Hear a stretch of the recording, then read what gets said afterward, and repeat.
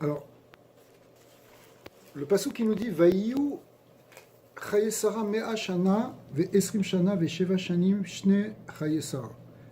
Donc, elles étaient. Sarah a vécu 127 ans, 120 et 7 ans. Et Rashi explique que Shene Chaye Sarah, c'est quoi Shene Chaye Sarah?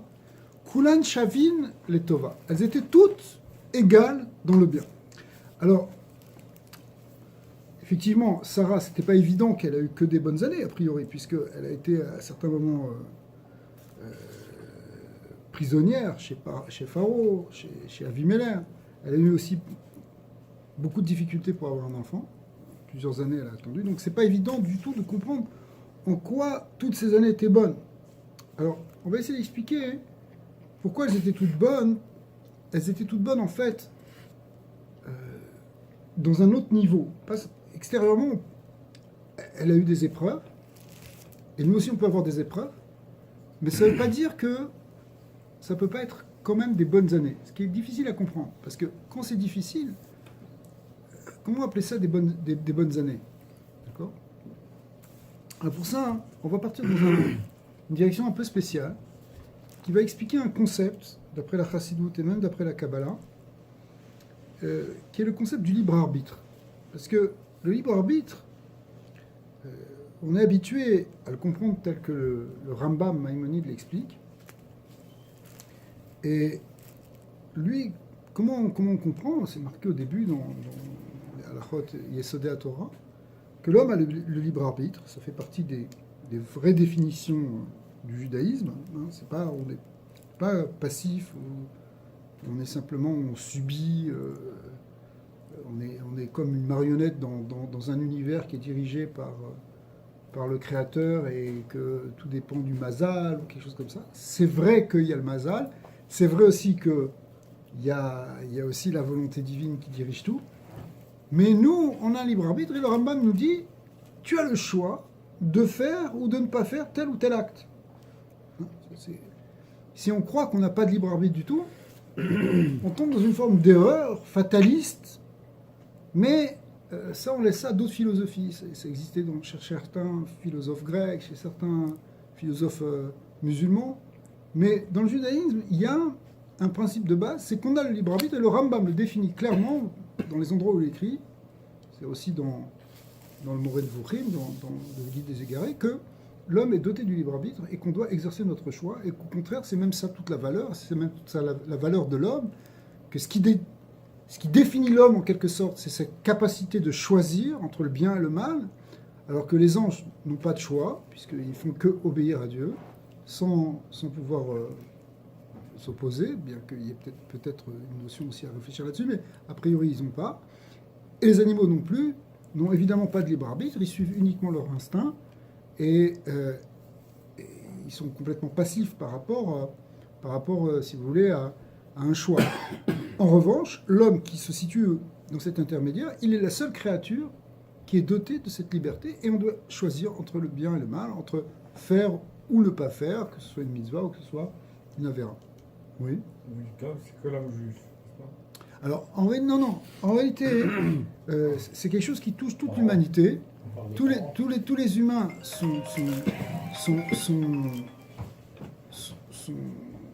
possèdent ce libre arbitre. La question après, c'est au niveau du destin, si vous voulez, des nations en tant que telles. Est-ce qu'une entité collective peut se déterminer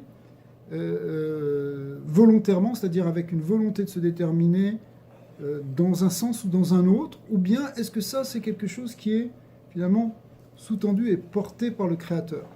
Et là-bas, on explique en général que le Ham Israël peut se déterminer. On voit comment c'est difficile en ce moment d'ailleurs, avec les histoires d'élections, mais et que les nations, en quelque sorte, elles sont poussées par un courant qui les transcende, qui les dépasse. C'est ce qu'on appelle aussi dans le langage des Chachamim, qu'on dit Lev Sarim Beyad Hashem, le cœur des princes, donc ceux qui dirigent, est dans la main de Dieu. C'est-à-dire que si tout d'un coup tel ou tel dirigeant prend une direction ou a une nouvelle idée, etc., ou va ou développe quelque chose, c'est quelque chose qui est il reçoit directement l'influence depuis, si vous voulez, depuis le créateur. Enfin, le créateur, pas directement, ça passe par ce qu'on appelle les sarim célestes, c'est-à-dire les génies des peuples, les princes célestes des peuples. C'est une manière de voir les choses, évidemment, qui dirigent en quelque sorte ce qui va se passer en bas dans le monde des hommes. Mais chaque individu, c'est la définition même de l'homme, peut décider a priori d'aller à droite ou d'aller à gauche. C'est une manière de parler, évidemment. C'est-à-dire de choisir de faire le bien dans telle ou telle situation, ou de faire le contraire du bien. Ça, c'est la définition, si vous voulez, basique de la liberté, enfin du libre arbitre, du libre choix de l'homme. Est-ce que tu agis dans telle ou telle direction? Tu as le choix. Ce soir, vous êtes venu au cours, vous aviez le choix de ne pas venir au cours, a priori. Vous auriez pu aller faire autre chose, et on peut se dire la même chose pour tout ce qu'on fait. Maintenant, à un niveau plus profond, le Baal Shem Tov est allé plus en profondeur, en quelque sorte, dans l'analyse de ce libre arbitre. Et il explique la chose suivante, sur laquelle on va un petit peu réfléchir là-dessus, c'est qu'il dit qu'en fait, la liberté, le libre arbitre, il ne se joue pas exactement au niveau de l'action. L'action, c'est un peu à la fin que ça arrive, mais ça se joue d'abord et avant tout, et surtout, et même finalement uniquement, au niveau de la volonté, du désir.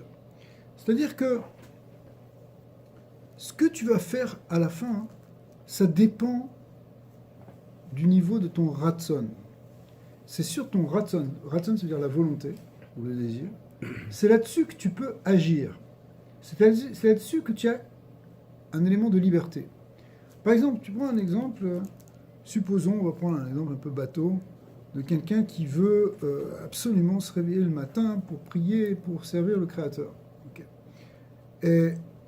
Et puis, bon, malgré les réveils qu'il a mis, c'est des histoires pour les Barouim, eh bien, il ne se réveille pas. D'accord. Alors, finalement, on peut dire c'est de sa faute, c'est pas de sa faute, qu'est-ce qu'on va dire? Il a fait, il n'a pas fait. Mais ce que nous dit le Baal Shem Tov, c'est que finalement, si tu n'as pas fait ça, si tu n'as pas fait cette mitzvah que tu voulais faire, parce que tu as fait une autre mitzvah, en tout cas, tu n'as pas fait celle-là, tu t'es pas réveillé à temps, peut-être tu as fait Kriyat Shema après Zman, par exemple. Mais si tu as fait ça, hein, c'est parce que tu n'as pas assez voulu faire cette mitzvah. Tu ne l'as pas assez désiré. Si tu avais vraiment voulu faire cette mitzvah, ben tu l'aurais faite. D'accord? Ah, mais c'est pas de ma faute, maintenant j'arrive pas, j'ai été pris dans quelque chose qui me dépasse, j'ai pas réussi. Oui, c'est vrai, tu peux le dire. Et ça, en quelque sorte, c'est pas ta faute. Mais où s'est joué ton libre arbitre? C'était dans le niveau de désir que tu pouvais développer d'avoir cette chose. Alors maintenant, tu pourrais te dire, oui, d'accord, mais même ça, est-ce que ça dépend vraiment de toi? En tout cas, c'est là-dessus, c'est à ce niveau-là que se joue ton élément de liberté. Parce que, en fait, ce que tu vas faire après, c'est la conséquence. Ça vient maintenant Mina Shamayim. Par exemple, tout à l'heure on a dit que vous aviez le choix de venir ou pas venir dans ce cours, mais en fait, ce qui a déterminé le fait que vous êtes venu dans ce cours, c'est parce que vous avez eu assez de désir de venir. Le fait qu'on a assez de désir ou de volonté, ce qui est la même chose d'après la Torah, on peut distinguer, mais enfin, en tout cas, quelque chose qui vient de la force, de l'envie, du vouloir, eh bien, c'est ça qui fait qu'on est arrivé là. Si tu n'avais pas développé cette envie-là, tu ne serais pas venu ce soir. Et à la limite, parce que tu as développé cette envie, presque automatiquement, tu es venu ce soir. D'accord? C'est la conséquence, en fait, nos actes sont la conséquence d'une force plus profonde, plus intérieure, qui est la force du désir, la force de l'envie de faire quelque chose ou de ne pas le faire. Alors d'ailleurs, d'après la psychologie, il y a plein de choses qu'on fait de manière inconsciente, mais en fait c'est sous-tendu par un désir profond de le faire. En fait, ce désir profond, quelque part, c'est la force de la neshama. C'est-à-dire que c'est notre neshama qui nous pousse à faire telle ou telle chose. Notre neshama, une des forces de notre neshama, qui est finalement la force principale, d'après la Kabbalah, c'est la force enfin, une des forces principales qui est justement la volonté, le Ratson. Le Ratson, dans les séphirotes, je m'excuse, c'est peut-être un peu technique, mais dans les séphirotes, ça correspond à la séphira de Keter, la première séphira, qui est la couronne de toute la structure des séphirotes. Et du coup, dans la Neshama, ça correspond donc à la force la plus élevée. D'accord. Après la volonté, après le désir, vient la pensée, vient l'intelligence, vient la réflexion, etc. Et ensuite l'action. Mais d'abord, ça commence par un désir. Ça commence par une envie. Et c'est là-dessus qu'on peut travailler. Alors d'ailleurs, dans certains... par exemple, Rabbi Nachman, il explique que il y a une idée de même de prier pour qu'Akadosh Baruch Hu nous aide à avoir le désir de se rapprocher de lui. Ben, ça dépend. Tu as le désir ou tu n'as pas le désir. C'est effectivement, c'est là que se joue ton libre arbitre. Est-ce que tu as envie ou pas de te rapprocher du Créateur? Mais même ça, il faut avoir l'envie de l'envie en quelque sorte. C'est-à-dire qu'on peut se tourner vers Hachem et lui demander, s'il te plaît, aide-moi à avoir cette envie, parce que même ça, ce libre arbitre, je suis pas sûr d'y arriver à le développer complètement. Alors il faut que tu m'aides par rapport à ça. En fait, tu dis que le Kéli, c'était le désir. Razak. En fait, c'est, si tu veux, effectivement, le Kéli de chaque chose. Quand on l'explique dans la symbolique de la Kabbalah, où tout est polarisé entre lumière et réceptacle de cette lumière, si tu veux recevoir la lumière divine, qui est en fait justement la dvekout, le fait d'être proche d'Hachem, c'est être éclairé par sa lumière de vie. C'est ça la vitalité, c'est ça le Or Achaim, la lumière de la vitalité. Pour recevoir cette lumière, il faut un réceptacle, il faut un keli qui va contenir cette lumière ou sur laquelle elle va pouvoir se projeter, se réfléchir ou apparaître. Mais ce keli dans notre âme, c'est notre désir justement de se rapprocher de lui. Si tu as un désir de recevoir la lumière, c'est comme ça que tu crées un réceptacle à cette lumière. Si tu tournes le dos à Hachem en quelque sorte, c'est-à-dire que tu mets tes désirs vers uniquement le monde, vers les choses matérielles, tu ne crées pas un réceptacle pour recevoir la lumière divine. Alors tu vas te nourrir, si vous voulez, de la lumière réfléchie, ambiante qu'il y a dans le monde. Ça te nourrit aussi, parce que les plaisirs de ce monde, les choses de ce monde, t'amènent aussi une certaine vitalité. Sauf que comme c'est une vitalité qui est elle-même déjà dans l'extériorité, c'est déjà... C'est juste... Des fois, ça peut être même qu'une étincelle de vitalité. Alors tu crois que tu vas trouver ta vitalité dans quelque chose qui est éphémère, mais qui finalement ne te nourrit pas. Je prends un exemple. Tu peux aller regarder des films, des vidéos, etc. Sur le coup, tu te sens bien, c'est pas mal, ça t'a amené un peu de rêverie, un peu de plaisir, un peu de distraction. Mais à la fin, quand le film se termine, bon, tu reviens dans la réalité, qu'est-ce qui te reste de ça? D'accord? Il ne te reste rien parce que la vitalité que tu as prise là-bas, elle était très éphémère. C'était une pâle lueur de la véritable réalité. Alors quand par exemple, tu te tournes vers des sources de sagesse, tu vas rentrer en profondeur dans les enseignements profonds de Torah, etc., c'est des choses que tu peux méditer après, qui te changent ta vie, qui t'éclairent, c'est-à-dire qui te donnent de la lumière intérieure, c'est-à-dire, c'est pas un truc mystique, ça veut dire qui te permettent de la compréhension, qui te permettent de donner du sens, de la force aussi dans ce que tu vas faire après. D'accord ? C'est pas simplement... En général, quand tu suis un bon cours de Torah, tu ressors plus fort. Vous savez que le Ramban, Nachmani, il dit ça dans la guérette à son fils, la fameuse guérette à Ramban, où il demande à son fils, il lui dit, après chaque enseignement de Torah que tu as reçu, pose-toi la question, qu'est-ce que tu peux en faire? C'est-à-dire, c'est quelque chose qui est une source de vie, justement. C'est quelque chose que tu intègres pour pouvoir après développer. Ça, c'est la force, justement, de cette lumière, mais que tu peux acquérir, que tu peux attirer uniquement par cette force du désir. Alors, le Baal Shem Tov nous dit, un peu, en allant un peu plus loin que le Rambam, si vous voulez, le Rambam, c'est évidemment c'est une base sur laquelle on s'appuie, qui est complètement vraie, mais il nous dit, au fond, derrière l'action, c'est pas vraiment l'action, c'est d'abord la volonté, c'est d'abord le désir. D'ailleurs, les choses qui viennent même des fois de manière complètement inconsciente, elles viennent d'un désir inconscient. On a une volonté inconsciente d'arriver à ça ou pas, et ça nous amène dedans. Alors il n'y a pas que ça, bien sûr, il y a aussi la providence divine qui fait que Kadosh Baruch Hu t'amène, il te dirige. Il y a aussi, quand on dit le libre arbitre, ça ne veut pas dire qu'on est seulement avec le libre arbitre, il y a aussi une autre dimension. Il y a aussi une dimension, effectivement, qu'on est dans une relation avec le Créateur. On vit en tant qu'individu, on est des individus qui sont donc dotés effectivement d'un élément de liberté, mais on est aussi pris dans quelque chose qui est une volonté beaucoup plus grande que notre volonté personnelle, qui est la volonté divine. On peut dire Ashgacha. que le Ratson, ça va être le point de repère principal de Bébézig et Béchogeg. Oui. Alors, pour préciser ce que ça veut dire Bémézid ou Béchogeg, lorsque quelqu'un transgresse une mitzvah de la Torah, il y a plusieurs niveaux de transgression. Il y a le niveau le plus grave s'appelle Bémézid, et signifie le fait de transgresser la Torah de manière volontaire, consciente, tout en sachant l'importance, mais volontairement on le fait. Alors que Béchogeg, lorsque a priori on ne l'a pas fait exprès parce qu'on s'est trompé, parce qu'on ignorait l'importance de la chose, parce qu'on n'a pas réalisé, ou on a fait une confusion. Alors, a priori c'est moins grave. C'est sûr que ça semble moins grave, et effectivement, la Torah nous présente comme quelque chose de moins grave, avec des conséquences moins graves si on l'a fait. Mais d'un autre côté, il y a une idée que le shogeg, lorsqu'on ne fait pas exprès, hein, ça a un côté aussi qui peut être considéré comme plus embêtant. Plus embêtant parce que quand tu fais quelque chose bémézi de manière consciente, au moins c'est avec la conscience. Alors que béshogeg, c'est quelque chose d'inconscient qui t'a amené à faire les choses.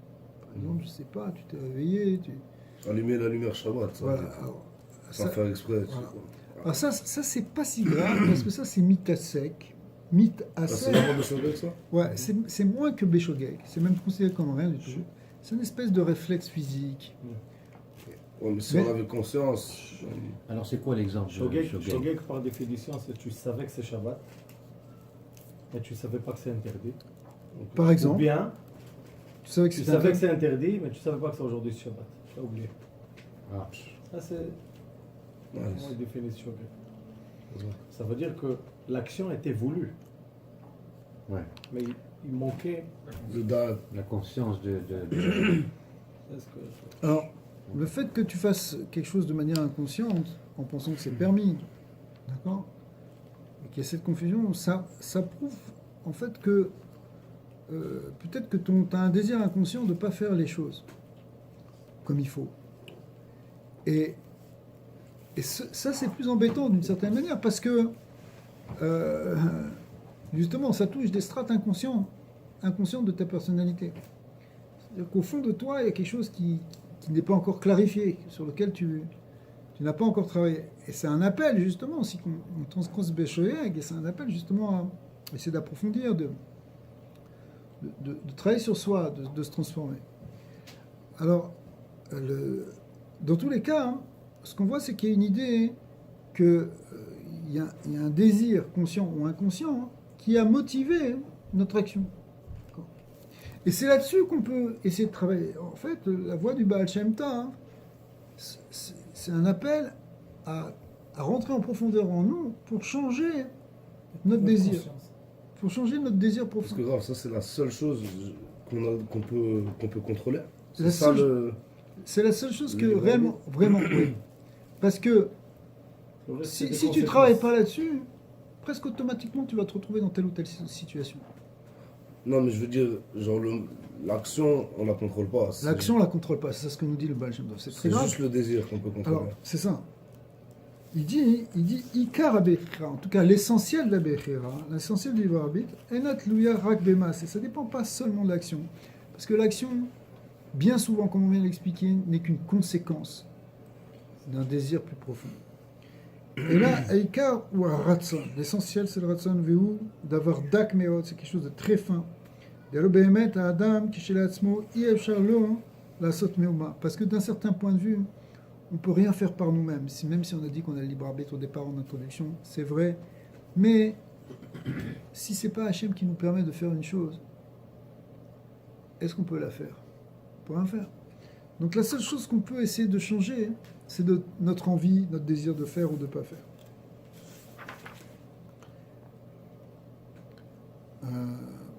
Déjà, le Chovot HaLevavot aussi, qui est un Rabbeinu Bechaye, qui explique ça dans Shara Bitachon, il explique cette idée-là, justement, que l'action est une conséquence du désir, et surtout que notre travail à nous, c'est justement d'avoir Bitachon, de se rapprocher d'Hachem, de mettre notre confiance en lui, et les choses qui vont sortir de nous, finalement, vont aller dans le bon sens. C'est-à-dire que, pour lui, l'essentiel du libre arbitre consiste à faire des efforts dans la confiance qu'on a vis-à-vis d'Hachem. Et après ça, lorsque ça va se produire extérieurement, lorsqu'on va produire les choses dans le monde physique, c'est qu'une conséquence. Rabbi Nathan de Breslev aussi dit la chose suivante: V'lavod Hashem, eni yedea miu sheyuchal lomar sheyavod et Hashem lefi gdulat abori et bara. Est-ce que quelqu'un peut dire qu'il sert vraiment le Créateur comme il faut, selon la grandeur de Dieu? Mi sheyodea me'at migdulato itbara eno eni yodea er yachol lomar sheyavod oto itbara. Si quelqu'un connaît un petit peu la grandeur de Dieu, qu'est-ce que ça veut dire qu'il sert Dieu? Est-ce qu'on est à la hauteur de servir Hachem? Même les plus grands anges, qui a priori sont au service de Dieu, ne peuvent pas s'enorgueillir de ça. Rakaikar ou Aratson. L'essentiel en réalité, que nous, tu ne peux pas dire j'ai fait tel grande mitzvah, et je suis tellement un théonite, tellement niveau de Torah, etc. Non. Ce qui compte, ce qu'on disait tout à l'heure, ce qui compte finalement, c'est la volonté. C'est là-dessus. Liyot, Retsono, Chazak, Vetakif, Tamil, Litkarev, Elav, Yidbara. C'est quoi la vraie Avodat Hashem? C'est de développer notre désir réellement de se rapprocher de lui. Et de se rapprocher tout le temps. Vafalpi, Shakol, Chafetzim, Verotzim, Laavdo, Afalpiken, En Kol, Aretsonot Shavim. Même si tout le monde veut servir Hashem, mais il y a des différences. Pourquoi tu as des gens qui deviennent des tzadikim? Pourquoi? C'est parce qu'ils ont un désir très très profond de servir Hachem. Ils étudient la Torah sans cesse. Regardez comment il était Baba Salé, on voit depuis sa jeunesse, il brûlait d'une flamme, d'un désir profond de se rapprocher d'Akadosh Baruch Hu, tout le temps. Alors c'est ça qui fait la différence. C'est cette flamme-là, c'est ce désir-là. Et là-dessus on peut travailler, on peut le développer. C'est comme un feu que tu peux faire grandir, c'est comme un muscle que tu peux développer, tu peux aussi développer ton ratson. Même d'ailleurs, quand tu prends une personne elle-même, une seule personne, il y a des moments où tu as beaucoup de ratson, des moments où tu en as moins. Des fois tu as envie, des fois tu es beaucoup plus froid. Parce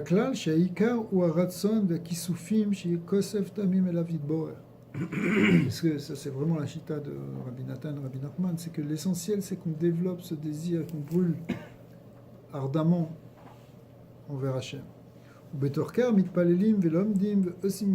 Et avec ce feu-là, avec ce désir, comme c'est aussi marqué dans les drachot du Admor Hazaken, il faut qu'il y ait toujours un feu qui brûle sur l'autel de notre cœur, se rapprocher d'Akadosh Baruch Hu, parce que c'est ça qui fait que grâce à ça on va faire des mitzvot et qu'on va étudier la Torah.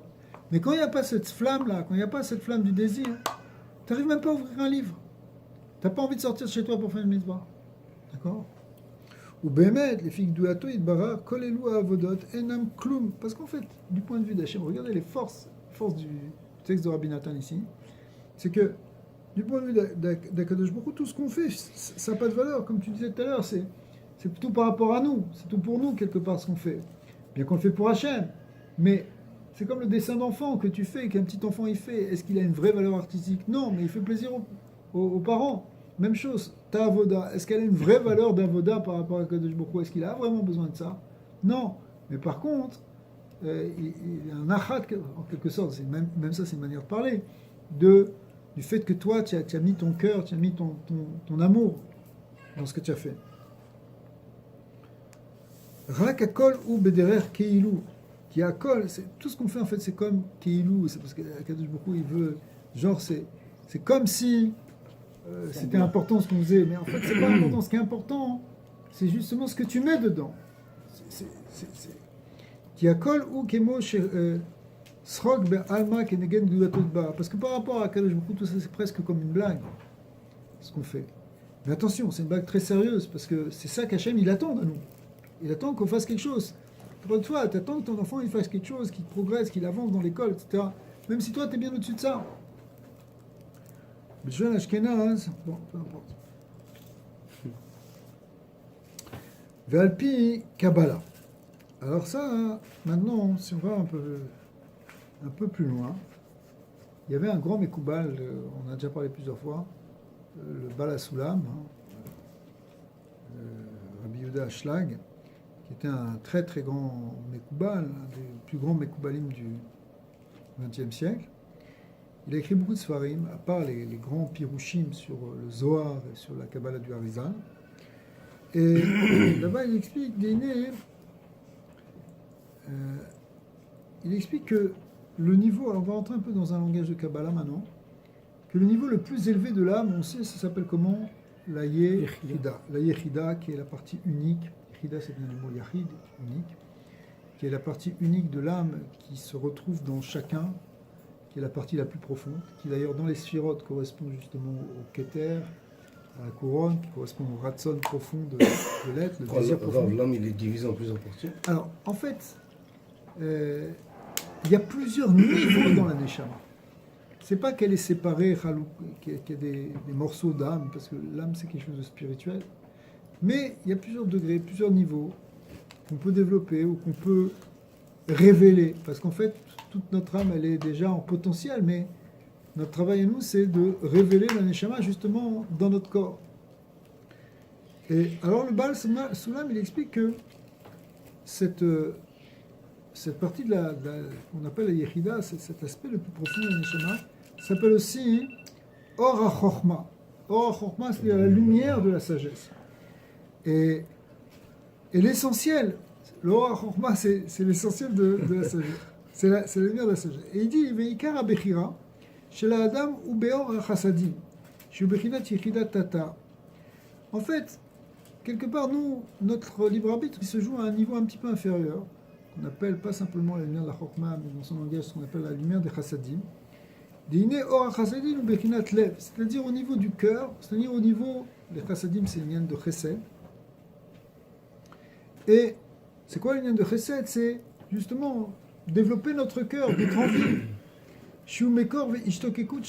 C'est-à-dire c'est là-bas qu'il y a l'essentiel, il y a la source du désir de l'homme. Et c'est là-bas, nous dit le Soulam, que se situe la Bechira, c'est de développer dans cette partie de la Neshama qui est presque le plus haut niveau, mais qui s'appelle l'idée justement de la Yerida Tata, c'est-à-dire au niveau du cœur, de ce qu'on appelle Ishtokekut, qui veut dire justement brûler du désir de se rapprocher d'Akadosh Baruch Hu. Et là-bas, quand quelqu'un il développe ça, Belibo, Kemo, Tchuka, Yeshlo, la Sot Retson Hashem, tu développes ton désir d'aller dans le bon sens, d'aller dans le sens de la volonté divine, dans le sens de la création. Donc Akadosh Baruch Hu, il a mis un projet. Tout à l'heure, on a parlé de lumière à un niveau plus métaphysique. La lumière, c'est en même temps la connaissance, et c'est l'intelligence divine qui est dans le monde. Et quand l'intelligence, la profondeur, eh bien quand toi tu désires réellement te mettre en adéquation, en harmonie avec cette lumière, eh bien en fait c'est là-bas que se joue encore une fois le libre arbitre. Haïnu chez Bechira ou Kama chez Adam Yachol le Albish Or HaChochma Mor HaChasadim. C'est quand tu vas développer ça, tu vas amener cette Or HaChochma qui est le niveau le plus élevé de la Neshama, qui est le désir le plus profond, qui est justement le désir profond de faire un avec Dieu. Quand tu l'habilles dans ce Chassadim, c'est-à-dire dans ton cœur, dans ta Ishtokekut, dans ton envie de te rapprocher d'Akadosh Baruch Hu, c'est là, en réalité, que tu peux exercer ton libre arbitre. Alors bon, il est rentré dans un niveau, c'est un peu la même chose que ce qu'avait dit Baal Shem Tov, sauf qu'il a expliqué d'une manière un peu plus difficile, en fait, si on voulait le traduire en des termes simples, c'est en faisant appel aux sentiments les plus profonds qu'il y a dans notre cœur. Dans le fond de notre cœur, il y a un désir profond de notre Neshama de se rapprocher d'Hachem et de faire un avec Kadosh Baruch Hu. Et si on développe ce désir-là, c'est là que se joue toute la clé, justement, du libre arbitre de la Torah. Pourquoi un tzaddik, il est devenu tzaddik, ou pourquoi il est tzaddik, c'est parce que cette force-là, elle est grande en lui. Si tu fais grandir profondément ton désir d'être avec Hachem, de faire un avec Hachem, de te rapprocher de lui, si tu fais vraiment si tu développes vraiment ce désir, tout va suivre. Si tu le développes à moitié, ben, ça va suivre à moitié. Qu'est-ce qu'on fait pour le développer? Alors, Ouais. en fait, toutes ces tzadikim-là, ils nous disent la même chose, c'est que il faut entretenir ça. Alors, une des choses, par exemple, qui aide pour ça, c'est justement l'étude de la profondeur de la Torah. La chassidoute, l'étude de la chassidoute, elle est là pour éveiller et pour développer cette profondeur spirituelle, ce désir profond spirituel de se rapprocher de Kadosh Baruch Hu. D'accord ? Et parce qu'effectivement, quand tu restes dans la chitzoniut et que alors tu réveilles pas la profondeur de ton cœur. Alors au niveau intellect, c'est pas... L'intellect, il est important, mais il faut que l'intellect, il brille dans ce qu'on appelle dans les midos, c'est-à-dire dans les sentiments. Comme l'armoire Si tu apprends, voilà, exactement, comme la remarque dont on parlait tout à l'heure avec l'histoire de Rabbi Zouché et Manipoli, qui est que un juif, ça peut pas être une armoire, un Aaron avec un Sefer Torah dedans, ce qui représenterait quelqu'un qui aurait appris toute la Torah, qui connaîtrait énormément de connaissances, mais qui resterait encore froid et mort en quelque sorte, comme une armoire, un morceau de bois. J'ai là un cercueil aussi, ça peut être, d'accord. Il ne s'agit pas, hein, il faut que la Torah, elle te fasse vivre. Tu ne peux pas être à la fois quelque chose de fritzoni. Alors pour ça, pour que ça vive, pour qu'il y ait cette vitalité qui vient de la lumière, de la lumière divine, il faut que ce soit une Torah trahim, que ce soit quelque chose qui soit dans la vie, avec la chaleur, avec le cœur, avec l'envie, avec la simcha.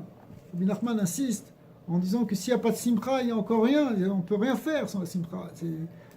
Sans la simcha, c'est... tous les problèmes viennent de là, les problèmes de santé, les problèmes de... Là-bas dans la Torah, Yud Tinyana, hein, il explique que pourquoi les gens ne peuvent pas se rapprocher d'Hachem, qu'est-ce qui nous empêche de nous rapprocher d'Hachem, pourquoi on sent qu'on est éloigné, pourquoi on n'arrive pas à se rapprocher. C'est parce qu'on n'a pas ce qu'on appelle de Yeshuvadat, on est trop perturbé, on est angoissé par ci, on est stressé par ça, on a la tête qui tourne comme en Égypte, en Égypte qui représente justement le chaos mental dans lequel on peut être pris par une pensée, une autre pensée, etc. Finalement, ça ne nous rapproche pas d'Hachem. Mais il nous dit, la seule manière d'arriver à ce Yeshuvadat, c'est par la simcha. Quand quelqu'un il est besimcha, et qui met de la simcha dans sa pensée, qu'il a des pensées joyeuses, pas des pensées pessimistes, tout le temps négatives, tout le temps des pensées agressives, que là des pensées joyeuses, qu'il est heureux, bon Hachem, il est content, il est besimcha, merci Hachem, etc. Il peut arriver au Yeshuvadat, et quand il est au Yeshuvadat, c'est là qu'il est proche d'Hachem. Donc il explique là-bas en deux mots, maintenant on l'explique en deux mots, que la clé pour être proche d'Hachem, c'est la simcha. Sans la simcha, on ne peut pas. On est éloigné de Kadosh Baruch Hu. Donc en fait, les pensées, l'intellect, il est important, mais à condition que ce soit des pensées positives, pas pensées positives au sens méthode Coué, des pensées positives, des pensées vraies, des pensées justement sur vrai de voir les choses toujours de la manière négative et pessimiste, et regarde le verre qui est non seulement à moitié plein, mais qui en fin de compte est complètement plein si tu sais bien le regarder. D'accord ? Et quand tu vois les choses justement dans cette réalité véritable, parce que c'est pas une... Justement, si tu arrives vraiment à comprendre le principe d'unité qu'il y a dans le monde, qu'il y a Kadosh Baruch Hu qui est un, même si c'est toute la multiplicité des êtres et des choses et des difficultés, etc., en réalité il y a un Dieu un, tu ne peux être que réjoui. Et si tu es réjoui parce que tu n'es pas séparé, tu n'es pas coupé, parce qu'en fait tu manques de rien puisque tu fais partie d'Hachem. Mais quand tu développes cette simcha de manière claire, Alors du coup, tu changes ton esprit. Et ton esprit lui-même, quand il change après tes émotions. C'est tes émotions qui, elles aussi, tu rentres dans une simra vraiment même extérieure. Approches la vie et tu jouis de la vie en quelque sorte. Tu te délectes de la vie et ce sont des années bonnes. Et c'est ça les bonnes années de Sarah. Qui même si elle a eu des difficultés dans sa pnimiout, elle savait qu'elle était pas séparée d'Akadosh Baruch Hu. D'ailleurs, elle savait tellement que même dans les endroits difficiles où elle était totalement protégée par des anges, etc. Et la force divine était tout autour d'elle. Elle avait un niveau de roi Kodesh extraordinaire, de prophétie. Et on sait très bien, puisqu'elle avait un niveau de prophétie, comme on l'a vu la semaine dernière, encore plus grande que celle d'Abraham. Et on sait très bien, dans les conditions, comme l'expliquera après Vital et les Mekoubalim qui l'ont précédé, c'est qu'il ne peut pas y avoir de prophétie ou de roi Kodesh, c'est-à-dire d'Esprit Saint. On ne peut pas, s'il n'y a pas un état de centra. Si quelqu'un est un peu déprimé, un peu triste, il se coupe automatiquement de la parole divine. D'accord ? Et de l'inspiration divine. L'inspiration divine ne vient que parce qu'on est dans un état de simpra. Donc c'est aussi quelque chose qui rejoint ce qu'on vient de dire. C'est-à-dire que la simpra nous permet d'atteindre vraiment les Shuvadat et d'être proche d'Hachem. Et donc on voit que Sarah elle-même, elle était dans des conditions qui étaient peut-être difficiles, mais peut-être elle était Breslev déjà avant le temps, puisqu'elle était toujours Bessimpra quelque part. Si elle n'avait pas été tout le temps Bessimpra, elle aurait perdu cette protection divine. Elle aurait perdu, pas seulement la protection divine, elle aurait perdu cette inspiration divine. D'accord ? Et sa sagesse, et sa grandeur, elle est venue parce qu'elle était justement toujours dans une forme, son cœur brûlait en permanence d'amour et de désir et de joie d'être avec Hachem. Et ça, c'est ça qui fait que ces 127 ans étaient des bonnes années.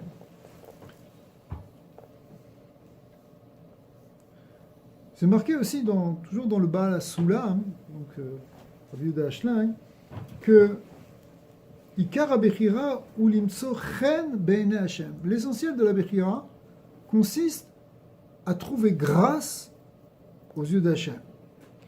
Et c'est Vim motse chen be'enei Hashem. Si tu trouves grâce aux yeux d'Hachem, on va voir ce que ça veut dire. Rekvar ya'amod Hashem yitbarer limino shelo yikashel beshum avera. Alors, Akadosh Baruch Hu se tient à ta droite et te protège de toutes les avérotes. Des fois, tu peux te retrouver dans une situation où tu dis, à la limite, c'est bizarre que j'ai pas fauté à ce moment-là. C'est pas tout à fait normal. On peut tous vivre ça. On se dit, d'habitude, je comprends pas, je tombe dedans et je suis pas tombé dans le panneau. Je sais pas, j'ai comme une force qui m'a protégé. En fait, cette force, c'est Hachem qui t'a protégé.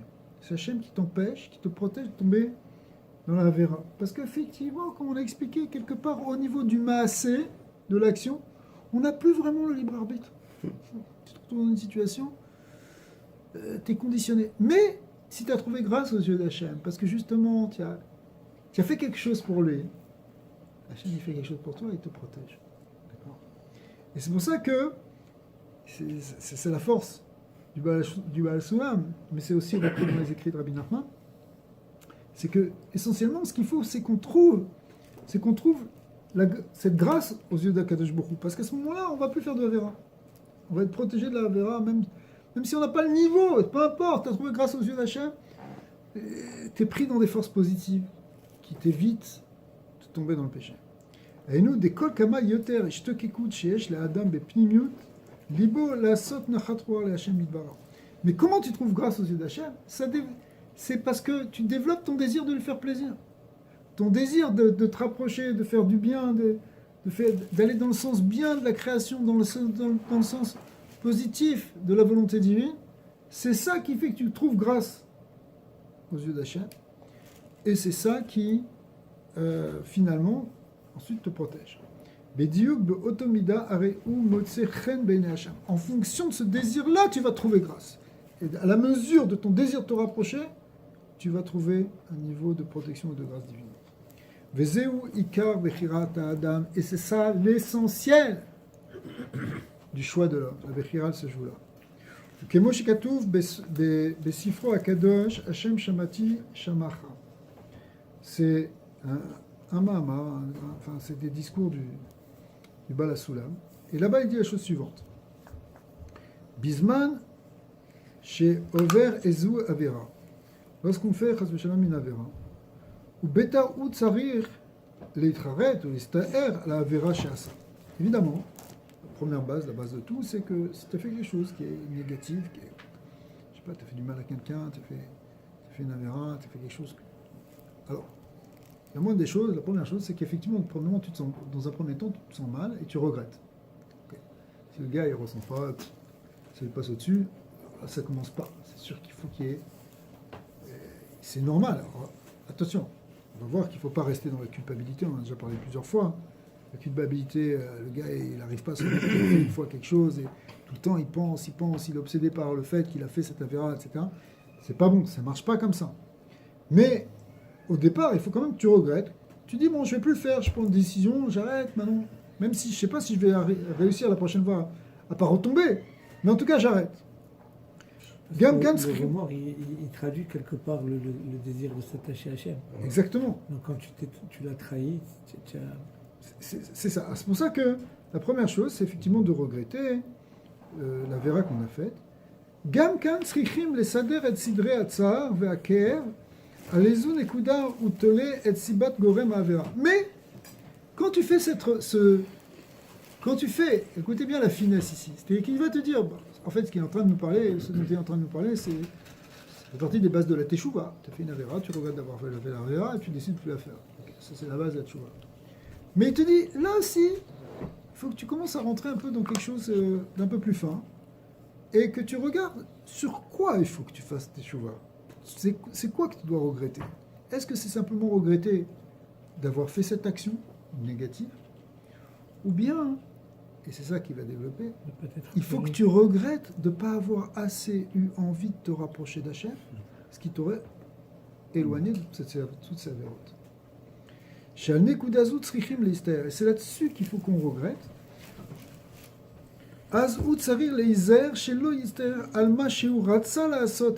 Et écoutez bien, regardez la finesse. Il ne faut pas que tu regrettes même le désir d'avoir fait cette avéra. Parce que tu pourrais dire, bon, j'ai fait cette avéra parce que j'en avais envie. Alors, je regrette d'avoir envie de faire ça. Je voulais pas manger ça, mais j'avais envie de le faire, alors je regrette de l'avoir mangé. Je regrette d'avoir désiré de le manger. C'est pas là-dessus que tu dois mettre ton accent, que tu dois mettre ta teshuva. Et là, il s'arrête, Alma Shachem Ilbara, Zara Koto Mechalamer. Regardez l'image qu'il donne. Tu dois regretter qu'en fin de compte, quelque part, à Kadosh Baruch Hu, il t'a rejeté de son palais. Veno Yachol, Od Eshamesh Oto, et que tu ne peux pas le servir maintenant. Effectivement, parce qu'à cause de cette affaire que tu es dedans, maintenant tu vas en sortir grâce à cette tchouva, mais. Chez Adam, Sarir, Leistaer, Az Veyomar. On doit regretter se dire. Ze Shasiti et Avera ou Misibat Shakadosh Baruch Hu Zarakotim Akdusha les Makom Tinofet les bêtes à Kissé, c'est parce qu'Akadosh Baruch Hu m'a jeté de l'endroit de l'Akdusha pour tomber dans la poubelle du monde. La poubelle, enfin, la poubelle, c'est-à-dire dans des choses sales, des choses négatives. Sham Makom obsolète, là où il y a les déchets. C'est une image évidemment. Kelomar Shachem Natanli Ratson Vecheshek Leishtashia Velinshom Avir Bimkom Atinofet. La sichon. Ce que je regrette, c'est qu'Hachem, il m'a donné maintenant, quelque part, ce désir de vouloir me rapprocher, de vouloir respirer cette odeur nauséabonde de cet endroit négatif, spirituel dans lequel je suis tombé.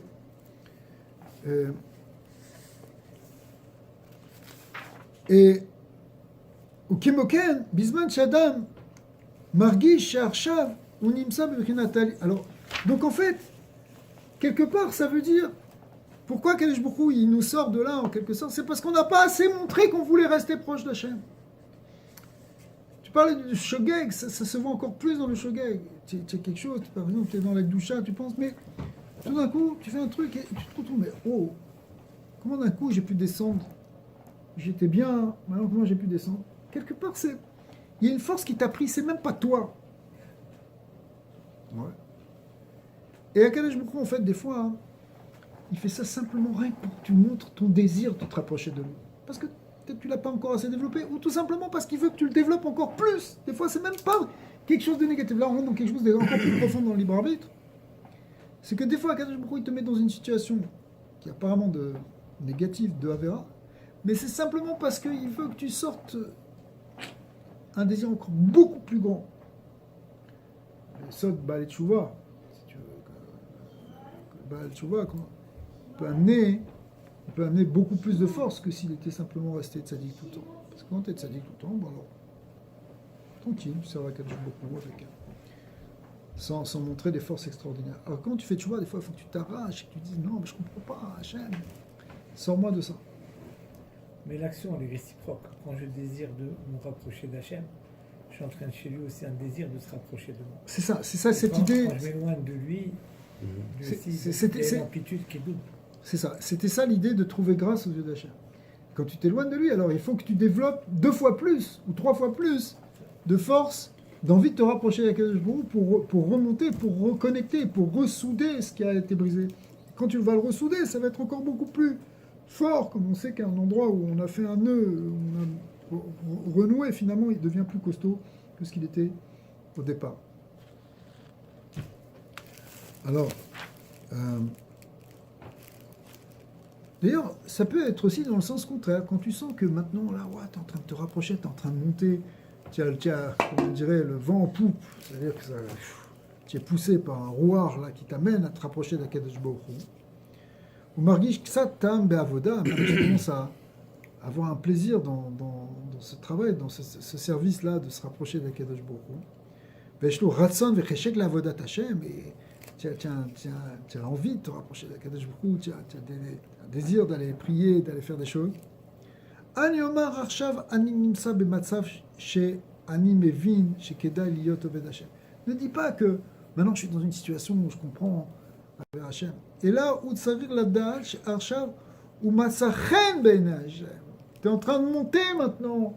Ne te dis pas que c'est bien, tu as développé ton ratsan. Dis-toi simplement que c'est parce qu'Akadosh Baruch Hu, et parce que tu as trouvé grâce aux yeux d'Hachem, et Hachem est en train de te faire monter, en train de te tirer vers le haut. La reine Akadosh Baruch Hu, mais Carvo, en réalité, c'est Akadosh Baruch Hu, il est en train de te rapprocher. C'est pas parce que tu as un désir de te rapprocher maintenant, c'est parce que peut-être tu as développé ce désir avant. Et maintenant, Hachem, il te fait monter grâce à ça. Mais c'est lui qui te fait monter. Alors maintenant, on n'a plus de libre arbitre, alors. Razak.